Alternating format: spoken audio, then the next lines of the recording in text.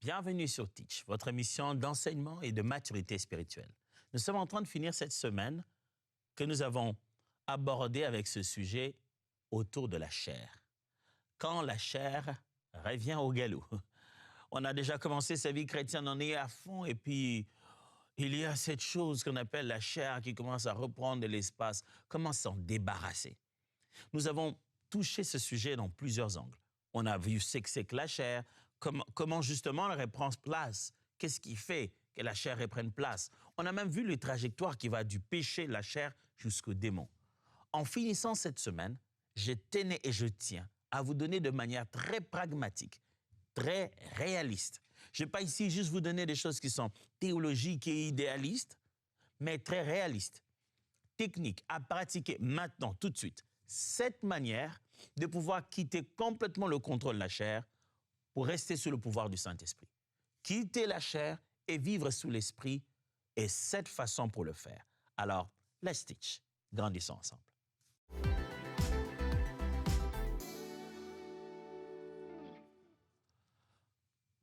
Il est possible, frères et sœurs, et ça c'est une bonne nouvelle, il est possible d'arrêter de vivre selon la chair. Et ça, ce n'est pas au summum de ta foi chrétienne. Quand tu auras atteint des années de grâce, de vérité, d'illumination, de connaissances, qu'un jour, tu ne vivras pas selon la chair. Non. Ça, c'est la vie normale d'un chrétien normal. Vivre sous la chair, laisser sa vie être conduite par la chair, ce n'est pas l'état normal. Ça, c'est anormal. Ça, c'est un problème momentané qui doit être fixé au plus vite quand on est dedans. L'état normal d'un chrétien, c'est vivre selon l'esprit. Mais comment quitter cette influence de la chair, ce contrôle que la chair exerce parfois sur nous, quand on se retrouve en train de vivre dans la chair? Je vais être pragmatique, je l'ai promis.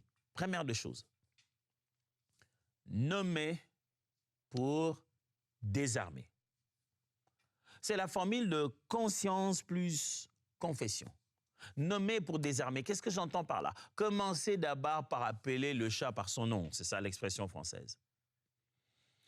N'appelez pas démon chair, n'appelez pas chair démon, n'appelez pas péché autre chose. Aussi longtemps que vous ne diagnostiquez pas le bon problème, la solution ne sera jamais adaptée. Nommez d'abord avant de désarmer. C'est quand vous nommez et vous vous rendez compte que c'est réellement le diable que vous le désarmerez en tant que tel. C'est quand vous vous rendez compte qu'il s'agit de vous, que vous vous désarmerez en tant que tel. Conscience d'abord, puis confession. Vous prenez d'abord conscience de quelle est la chose qui vous rend la vie si difficile. Quel est ce problème? Alors, avec liberté, vous pouvez vous approcher devant le trône de Dieu et dire « Oh, Seigneur, regarde ce qui se passe. Regarde, j'ai laissé la porte à l'ennemi. Regarde, ma chair a pris contrôle sur moi. Regarde, j'ai laissé la convoitise aller jusqu'au bout. » Ce que tu nommes perd du pouvoir, mais l'évitement entretient le cycle. Retenez-les bien, c'est bien là. Ce que tu nommes perd du pouvoir, mais l'évitement entretient le cycle. Si tu nommes une chose telle qu'elle est, un péché tel qu'il est, une faiblesse telle qu'elle est, tu fais perdre à la chose le pouvoir. Souvenez ce que la Bible nous propose comme solution. Elle dit qu'on se confesse les péchés les uns les autres. Pourquoi ça? Pourquoi ça? C'est juste pour que tout le monde connaisse les problèmes des autres? Non. Le but, c'est que la confession en elle-même fait partie de la solution. Vous imaginez, il n'a pas dit « confessez-moi vos péchés ». Il dit « confessez déjà à vous, entre vous ». Allez exposer ses mal. Lorsque tu nommes une chose, tu le fais perdre son pouvoir. Mais si tu caches ça toi-même en train de tenter de te dire « un jour, je réussirai », tu te poses encore dans un contexte où le cycle peut reprendre. L'évitement entretient les cycles. Évitez d'appeler les chats par son nom, de chercher de l'aide, ça entretient les cycles. Les diables aiment les secrets. Psaume 139, versets 29 à 24. Psaume 139, verset 23 à 24. La Bible dit, « Sonde-moi, ô Dieu, et connais mon cœur. Éprouve-moi et connais mes pensées. Regarde si je suis sur une mauvaise voie et conduis-moi sur la voie de l'éternité. » Ça, c'est la bonne attitude d'un enfant de Dieu. S'exposer devant Dieu. Sonde-moi et connais mon cœur. Il est possible que moi-même, je n'appelle pas ça comme ça, que je suis arrivé à un niveau de forteresse, on en a parlé hier, que c'est devenu carrément une forteresse. J'ai trouvé des justifications valables dans ma tête. C'est devenu un schéma psychologique. Mais sonde-moi. 1 Jean 1, 9, la Bible dit, « Si nous confessons nos péchés, il est juste et fidèle pour nous les pardonner et pour nous purifier de toute iniquité. » Quand on vient devant lui et qu'on ait pris conscience de notre mal et qu'on confesse, la Bible dit que Dieu est juste. Mon ami, c'est ton problème qui n'est pas juste. C'est l'ennemi qui n'est pas juste. Mais Dieu, il est juste. Il est juste si bien que quand tu amènes ton péché devant lui, il est juste pour te pardonner. Marc 7, 21, 23, les Écritures disent, « Car c'est du dedans, c'est du cœur des hommes que sortent les mauvaises pensées, les adultères, les impudicités, les meurtres, les vols, les cupidités, les méchancetés, la fraude, les dérèglements, les regards envieux, la calomnie, l'orgueil, la folie. Toutes ces choses mauvaises sortent du dedans et souillent l'homme. » Vous voyez, c'est de l'intérieur que sort la suire qui suit l'homme complètement. Alors nomme ça. Qu'est-ce que tu as? Appelle ça par son nom. C'est mauvaise pensée, c'est adultère, c'est impudique, c'est meurtrier, c'est du vol, c'est la cupidité, c'est de la méchanceté, c'est de la fraude. Sois capable de dire, « Oh, Tom, c'est méchant ce que tu penses là. Oh, Tom, non, tu ne peux pas faire ça. C'est méchant. » Je me souviendrai un jour, j'étais dans une situation où j'ai subi une forme d'injustice et des calomnies. Et je me suis retrouvé en train de méditer une vengeance. Je me disais, « Ah, Seigneur, il peut arriver qu'un jour, ces personnes se retrouvent dans tel... » Vous savez, on a le pouvoir de se faire un film. Je me suis fait le film 2, la version 2, la vengeance de Atoms. J'ai créé ça dans ma tête, scénario parfait. Ils entraient là et moi je viendrais là en disant, voilà, vous voyez maintenant. Et pendant que j'étais en plein milieu de mon péché dans ma tête, l'Esprit m'a arrêté et m'a dit, Atoms, qu'est-ce que c'est? J'ai dit, Seigneur, je n'ai rien fait. J'ai juste pensé qu'un jour, peut-être ça pourrait être comme ça. Il dit, non, tu n'as pas pensé parce que tu ressens ce plaisir mesquin de la vengeance. Tu l'as ressenti, n'est-ce pas? Cette impression de avoir rendu justice, d'avoir été revalorisé, ça, tu l'as senti. Même quand c'est dans ta tête, mais là, tu l'as senti. Et j'étais exposé, ridicule devant Dieu. Je me suis dit, oh Seigneur, aie pitié de moi. Ça s'appelle être méchant. Je ne serais pas différent d'eux. Je ne l'ai pas été. Si je pense qu'ils ont été méchants vis-à-vis de moi, s'ils l'ont posé avec des actes, dans ma tête, j'ai été tout autant méchant qu'eux. Si tu ne le nommes pas, tu ne l'abandonneras pas. Oh oui, si tu ne mets pas un nom dessus, tu ne sauras pas le confesser devant le Seigneur. Deuxième chose à faire, renouveler l'intelligence. Ça signifie quoi? Ça signifie remplacer, pas seulement résister. Une chose qui fait que dans notre combat avec la chair, on n'arrive pas à avoir des victoires permanentes, c'est qu'on a tendance à croire qu'il faut juste résister. Non. Ne passe pas toute ton énergie à juste résister. Non.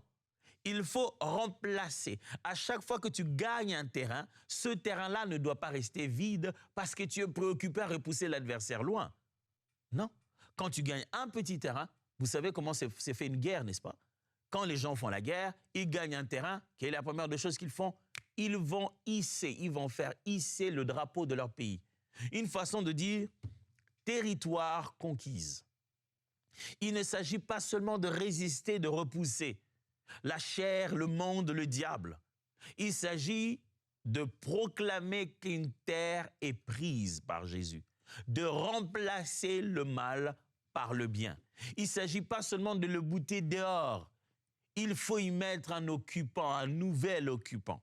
savez, Jésus donne cette belle image lorsqu'il parle des démons. Il dit, c'est comme les démons, quand ils quittent un homme, ils s'en vont dans les lieux arides et puis ils reviennent. Ils vont voir, quand ils le trouvent, toute la maison, toute propre, tout est bien, ils se disent, je vais chercher encore 7 autres, on va venir, ça va chauffer. On va se faire une fête là-dedans dans sa vie. Et ils viennent plus nombreux et ils détruisent cette vie. L'état de cette personne devient pire qu'hier. Pourquoi? Parce que l'adversaire est parti, mais le territoire n'est pas conquis. Le renouvellement de l'intelligence est une chose importante. Il faut non seulement arrêter des habitudes, mais il faut arrêter une façon de penser. Pour arrêter une façon de penser, il faut adopter une nouvelle façon de penser. Quand vous dites que vous avez changé, savez-vous ce que vous avez fait? Vous avez abandonné une façon de penser et vous avez adopté une autre. Vous vous êtes dit, moi, désormais, je ne réfléchis plus comme ça. Je réfléchis de telle manière. Écoutez bien cette phrase. Renouveler, c'est remplacer les pensées automatiques, pas juste les repousser. Renouveler l'intelligence dont je parle ici, c'est remplacer toute pensée automatique, pas juste les repousser. Ne sois pas là juste à repousser les pensées qui venaient dans ta tête. Je ne fais pas, je ne fais pas. Au nom de Jésus. J'ai des pensées impudiques dans ma tête. Je dis non. Mais si à ces moments-là où les pensées impudiques viennent dans ta tête, ton emploi du temps est le même. Les amis que tu fréquentes sont les mêmes. Le lieu où tu te trouves est toujours le même. Pourquoi voudrais-tu ne plus avoir les mêmes pensées? Pourquoi t'exposerais-tu comme ça, inutilement? Change de lieu, change d'endroit, change de fréquentation, change de ressources, change de contenu, change de pensée automatique. Qu'à ce moment-là, tu penses à autre chose. Oh, au début, on a l'impression que c'est infaisable. Tu dis, non, mais pasteur, même quand j'ai tant de penser à autre chose, je ne pense qu'à ça, vraiment. Non, c'est comme ça au début. Ce n'est pas le démon qui est plus fort. Je l'ai expliqué dans le reste de foi. C'est que c'est seulement la chair. Dieu a mis dans le corps ces besoins-là, qui sont un circuit automatique. Seulement, toi, tu as automatisé ça par une mauvaise façon de satisfaire à ce besoin. Du coup, lorsque le besoin arrive, toi, tu penses à comment le satisfaire, la mauvaise manière. Tu commences à avoir l'impression que la mauvaise solution que t'a donnée la chair et le monde depuis tout ce temps fait directement partie du besoin. Or, c'est faux. Ce que tu ressens, c'est normal dans ton corps, mais la Bible nous a donné le choix et le bon choix peut être fait. Remplace le mal par le bien. Romains 12:2, ne vous conformez pas au siècle présent, mais soyez transformés par le renouvellement de l'intelligence afin que vous discerniez quelle est la volonté de Dieu, ce qui est bon, agréable et parfait. Philippiens 4:8. Au reste, frères, que tout ce qui est vrai, tout ce qui est honorable, tout ce qui est juste, tout ce qui est pur, tout ce qui est aimable, tout ce qui mérite l'approbation, ce qui est vertueux et digne de louange, soit l'objet de vos pensées. Oh, la Bible nous a même fait la liste de choses qui peuvent être l'objet de nos pensées. Ne pense pas que ta tête ne peut que penser au mal, penser au vol, penser à la méchanceté, penser à la vengeance, penser à la sexualité illicite. Ta tête peut penser aussi à ce qui est honorable, juste, pur, aimable, digne d'approbation. Ta tête peut penser à ça aussi. Remplace le mal par le bien. 2 Corinthiens chapitre 10, 4 à 5 les dit bien, car les armes avec lesquelles nous combattons ne sont pas charnelles, mais elles sont puissantes par la vertu de Dieu pour renverser des forteresses. Nous renversons les raisonnements et toute hauteur qui s'élève contre la connaissance de Dieu, nous amenons toute pensée captive à l'obéissance de Christ. Troisièmement, souvenez-vous, on est en train d'apprendre des façons pratiques, comment quitter complètement la domination de la chair et vivre selon l'esprit. J'ai dit que, il fallait commencer par nommer les choses, si on veut vraiment les abandonner. Il faut les nommer avant de les désarmer. Il faut en prendre conscience puis aller les confesser. Deuxièmement, je viens de dire qu'il faut renouveler l'intelligence. Renouveler signifie remplacer les pensées automatiques, pas seulement repousser les mauvaises pensées. Troisièmement, gouverner le corps pour libérer le cœur. Il y a un lien clair entre notre corps et notre état d'esprit ou notre cœur. La phrase que j'ai proposée est celle-ci. Le corps influence l'âme et les routines précèdent souvent les élans. Le corps influence l'âme et les routines précède souvent les élans. Il faut apprendre à gouverner le corps pour libérer les cœurs. Le corps doit être sous la discipline, être sous le contrôle. Si tu laisses faire ton corps tout ce qui te désire, tout ce qui te demande de faire, c'est au moment de la prière que tu seras en train de regretter, en train de se dire, ah, j'aurais pas dû manger jusqu'à ce point. Ça vous est déjà arrivé de vous dire, oh, j'aurais pas dû manger jusqu'à... Là, je crois que je me suis trop... J'aurais pas dû manger jusqu'à... Mais qui... Quoi? Ton corps t'a juste dit, c'était bon, vas-y, jusqu'à passer à une vie que tu ne voulais pas. J'aurais pas dû manger. Ah, j'aurais pas dû le faire, Il faudrait apprendre à discipliner le corps. Et la discipline du corps, mes amis, ce n'est pas juste prier pour son corps, mais c'est de la discipline. Ça signifie, comme on parle une fois, deux fois, trois fois, croyez-moi, j'ai 4 enfants, j'ai des ados, des pré-ados, la discipline, je sais ce que c'est et combien c'est important de la prendre, reprendre, dire, redire. Ce sont des êtres humains à part entière qui entendent ce que je dis, qui comprennent ce que je dis, qui étudient, qui vont dans les écoles, qui sont intelligents. Mais n'empêche que la même chose que je lui ai dit hier à 5 heures, le lendemain, à la même heure, il a commis la même bêtise, comme si je n'avais rien dit. Demain, je dois encore le dire en insistant, en menaçant, en reprenant. Et il va peut-être ne pas le faire ce jour-là. 2 jours après, il faut que je vienne le dire avec douceur, tact, en faisant comprendre l'intérêt et la raison. Il va peut-être arranger. Et puis après, un être humain, intelligent, ça c'est encore des enfants. Mais des êtres humains, des personnes âgées, des adultes, incapables de discipline. Sachez-le, mes amis, la discipline est obligatoire. Et si tu veux faire la discipline à ta chair, ne pense pas qu'il va répondre au premier coup. Ah non, ne pense pas qu'il dit comme ça et le corps répond au premier coup. Non. Il va te résister, il va te trouver des raisons. Vous savez, le corps, le corps humain est terrible. Le corps peut t'inventer des fausses raisons. Il te donne l'impression que tu es vraiment fatigué. Non. Le corps peut te pousser à te dire, ah non. Reste là, Tom, ne bouge pas. Reste-moi comme ça. On ne sait jamais, tu peux mourir comme ça, Tom. Prends ton temps pour toi-même. Le corps peut te parler, comme quand la faim te parle et te dit d'arrêter de jeûner. Le corps a besoin qu'on se lève contre lui, on dise, non, ici c'est l'esprit qui commande. Tu ne vas pas mourir. Tu as faim et tu as toujours eu faim dans toute la vie. Et je t'ai toujours nourri. Là, on ne mange pas, on jeûne aujourd'hui. Apprendre à discipliner le corps. Le corps influence l'âme et les routines précèdent souvent les élans. Ce que fait le corps, on finit par le subir dans nos émotions. Et quand on apprend une routine, on commence à le faire de la même manière tous les jours. C'est ce qui précède nos élans. Ça nous donne de l'élan dans cette décision réelle. Ça nous donne de la force à faire ce qui est devenu une routine, bonne ou mauvaise. 1 Corinthiens 9, 27. Mais je traite durement mon corps et je le tiens assujetti de peur d'être moi-même rejeté après avoir prêché aux autres. Hein? Je ne sais pas si vous avez vu ça. C'est Paul, le prédicateur puissant de l'Évangile, l'homme qui a créé en lui seul une grande partie du Nouveau Testament. C'est Paul. Ok, peut-être vous ne l'avez pas lu. Il dit, mais je traite durement mon... Non, je suis choqué. Paul, toi qui étais rempli de l'esprit, un homme puissant, ce n'est pas l'esprit qui traite durement ton corps à ta place. Non, Paul dit non, ça c'est ma responsabilité. C'est à moi de traiter durement mon corps. Ok, peut-être parce que tu veux juste faire du sport et être en bonne santé et faire le commerce par-ci, par-là. Non. Je traite durement mon corps et je le tiens assujetti. Pourquoi? De peur d'être moi-même rejeté après avoir prêché aux autres. Il y a quelque chose dans l'indiscipline de la chair qui peut causer notre rejet éternel.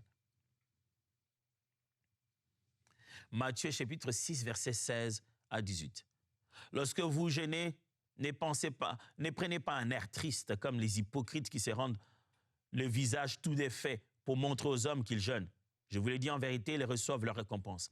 Mais quand tu jeûnes, parfume ta tête et lave ton visage, afin de ne pas montrer aux hommes que tu jeûnes, mais à ton Père qui est dans les cieux, dans le lieu secret. Et ton Père qui voit dans le secret te le rendra. Jésus enseigne la discipline et il enseigne la discipline spirituelle en disant on ne devrait pas intimider les gens par nos disciplines personnelles. On ne doit pas informer le monde entier que là je jeûne, là je bosse dur. Et on se met dans des attitudes pour juste donner l'impression qu'on bosse dur. Romains 6, 13. Ne livrez pas vos membres au péché comme des instruments d'iniquité, mais donnez-vous vous-même à Dieu, comme étant vivants des morts que vous étiez, et offrez à Dieu vos membres comme des instruments de justice.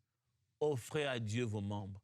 Mon frère, si tu veux ne plus vivre dans la vie de la chair, il te faut discipliner le corps. Mais, pasteur, j'ai toujours prié que le Saint-Esprit me discipline. Non, le Saint-Esprit t'aidera. Vous savez, c'est ça que la Bible dit. La Bible dit, le Saint-Esprit t'aidera. Le terme qui est là en hébreu, en grec plutôt, signifie, tu tiendras comme on tient une table d'un côté, tu dis, aide-moi à porter. Tu ne vas pas mettre tout le poids sur lui, ce n'est pas lui qui va prendre l'initiative, c'est toi qui vas prendre l'initiative. Et quand tu demandes, tu portes toi-même la table, il porte de l'autre côté, il le rend plus léger. Mais il rend plus léger un fardeau que tu as accepté. Il porte avec toi ta croix. Toi, tu ne la laisses pas là par terre et dis, Saint-Esprit, prends la croix pour moi et partons. Non.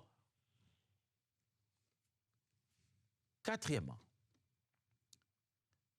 attacher ses désirs à une plus grande joie. Si tu veux abandonner la chair, apprends à attacher tes désirs, non pas à une joie passagère, non pas un plaisir de maintenant. Pense toujours à la joie éternelle et la joie à venir. Et si aujourd'hui je me sentais bien et demain et plus demain, durant tout le temps demain, je ne fais que me sentir mal. Écoutez bien cette phrase. On ne vainc pas un désir par le vide, mais par un meilleur attachement. Voyez ça? Vous n'arriverez pas à vaincre un désir par un vide. Vous avez un malin désir qui vous attaque de temps en temps, vous dites non, je n'ai rien à faire. Non. Je ne m'attache à rien, je vais juste repousser ça. Non. Il faudrait que vous puissiez vous attacher à quelque chose de meilleur.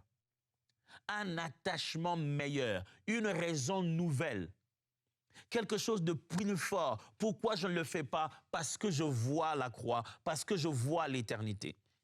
Galates 5, 16 dit, « J'ai dit donc, marchez selon l'esprit et vous n'accomplirez pas les désirs de la chair. » Oui, il n'y a pas seulement à ne pas accomplir les désirs de la chair, il y a aussi à marcher selon l'esprit. Il faut que les choses de l'esprit, les choses spirituelles, les choses éternelles vous intéressent.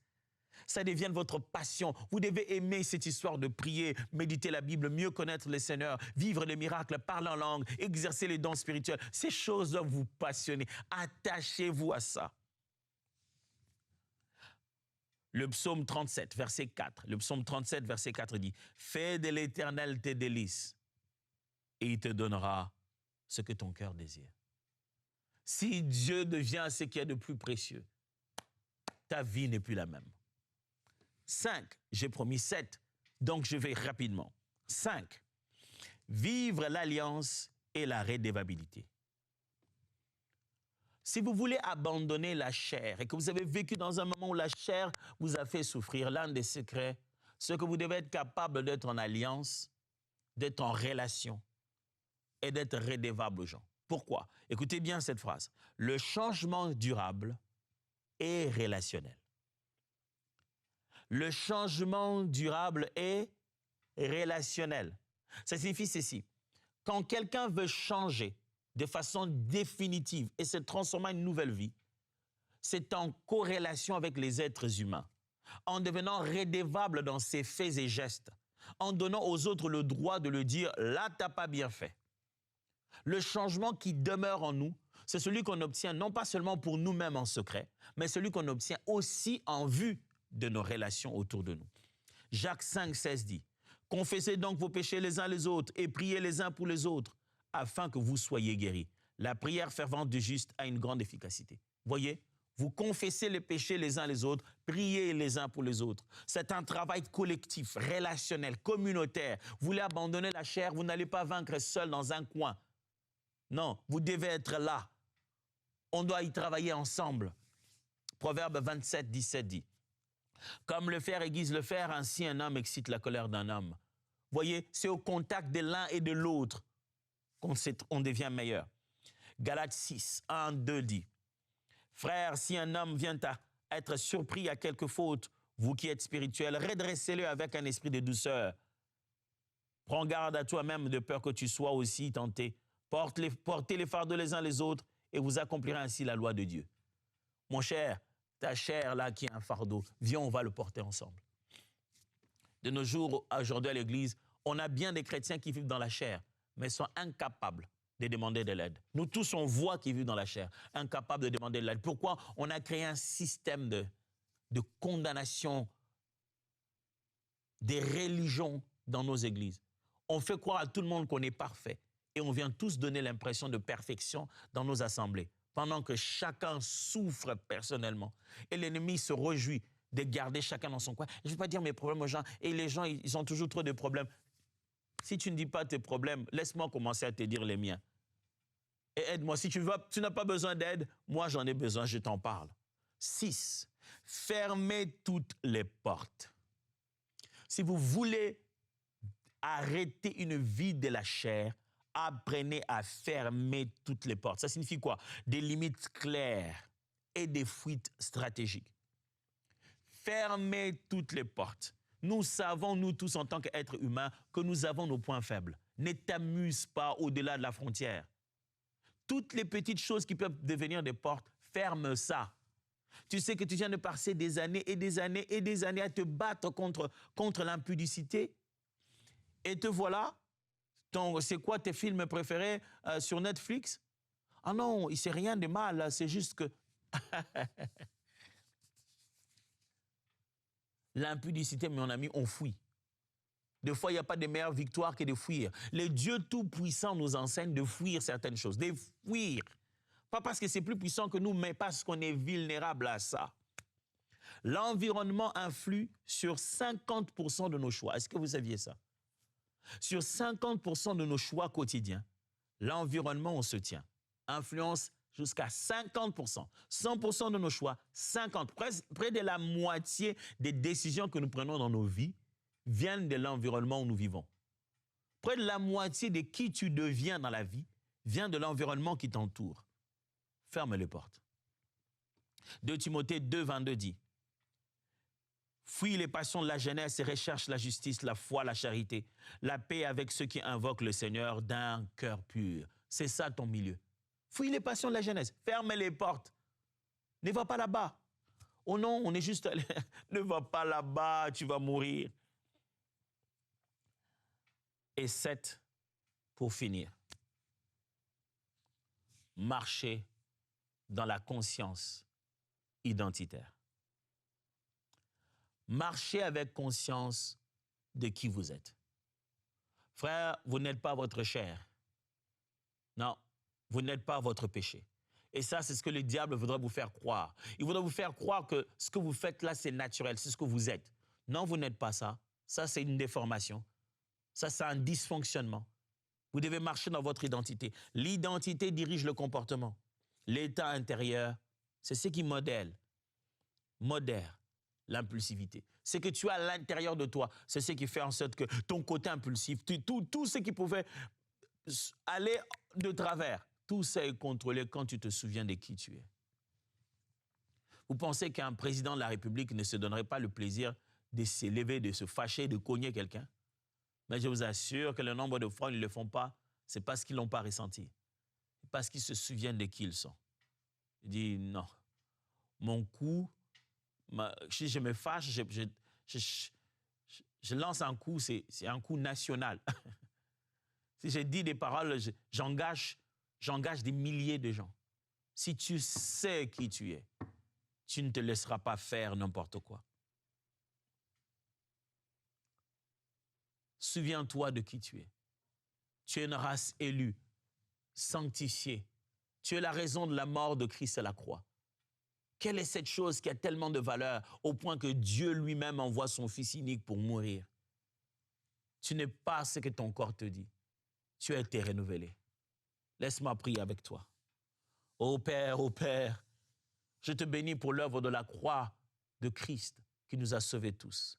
Et je prie que cela soit le partage de mon frère et ma sœur qui m'écoutent aujourd'hui.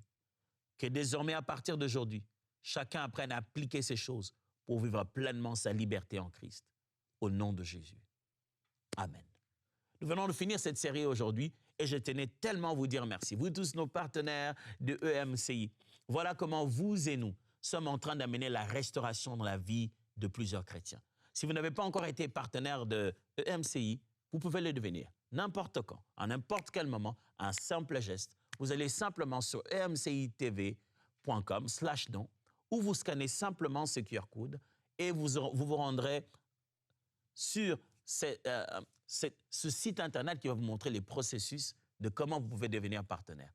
Bienvenue dans cette grande famille de tous ceux qui veulent apporter la parole de Jésus dans chaque maison. Dieu vous bénisse et à la semaine prochaine.